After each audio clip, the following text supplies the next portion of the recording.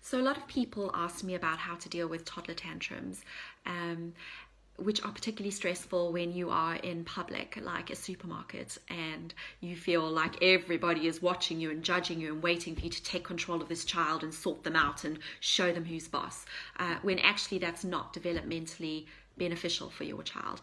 And so we're going to talk about what happens when your child has a tantrum. So a typical scenario might be they want something from the shops, for example, the massive bag of family bag of Maltesers, and you've said no because it's, it might be because of your philosophy on how you feed them. It might be it's too close to dinner time.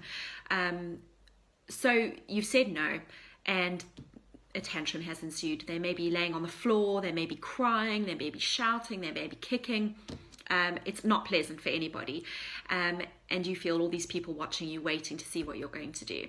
So the first thing to note is that at this point your child's reptilian brain is in control, and that's the part of the brain that's in charge of fight or flight responses. So your child is really upset about something and they're having a tantrum. The part of their brain that's in charge of things like reasoning and logic is disconnected. They can't access that part of their brain at this point, and so trying to reason with them is just pointless. It's not going to happen. And something that really helps me when this is happening with my toddler is to remember that she is not giving me a hard time, she's having a hard time.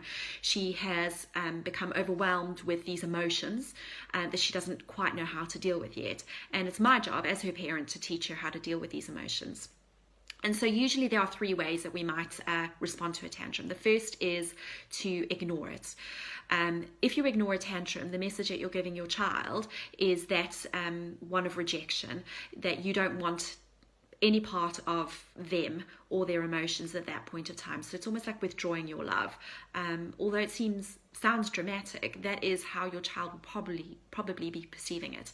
So you're showing them that those overwhelming emotions that they can't deal with, well, you can't deal with them either. As their parent, as an adult, you don't want them either. And they're left alone to try and cope with these emotions, but they don't have the tools to cope. The second way of dealing with the tantrum is to give into it. So, okay, darling, I'm so sorry. Here are the Maltesers.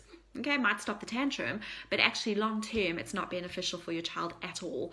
It's giving them very mixed messages about where their boundaries are and limit setting. And it's really important to me that people know that gentle parenting is not about permissive parenting. We definitely set limits in my house and we stick with them. And I think that's really beneficial for the children. So giving into them doesn't deal with the emotions that have come up, doesn't teach them anything about those emotions or how to handle them, but just gives them what they want, which is not beneficial in the long run. And then the third way that you may deal with a tantrum is to respond to it. And when you respond to it, you are compassionate. So what that means in reality is getting down to your child's level and saying something along the lines of, I can see you're really upset that Mummy said you couldn't have those chocolates. I'm really sorry that you're upset. So you're naming the emotion. You're showing them that you're acknowledging that they have that emotion and that you're empathetic to that. You're not going to change your mind, but you're there to support them through that. So when you're naming those emotions, you're helping them to build up a sort of a little directory in their brains, and this develops their emotional logic, which is very useful for them in later life. And then you could offer them a cuddle. My daughter always wants a cuddle when she's upset, even when I've just told her off or I've said no to her. So for her, that's really useful. And then she's getting all the sort of the hormones, oxytocin, all that from the cuddle, that's going to calm her down and make her feel better. And if I'm calm and I'm still offering her that love, even when she's got those really hard emotions, that's going to be really helpful for her as well and for her brain development. Your child might not want anybody to touch him or cuddle, and that's fine. You can just say, Mommy's here, I'm here when you need me.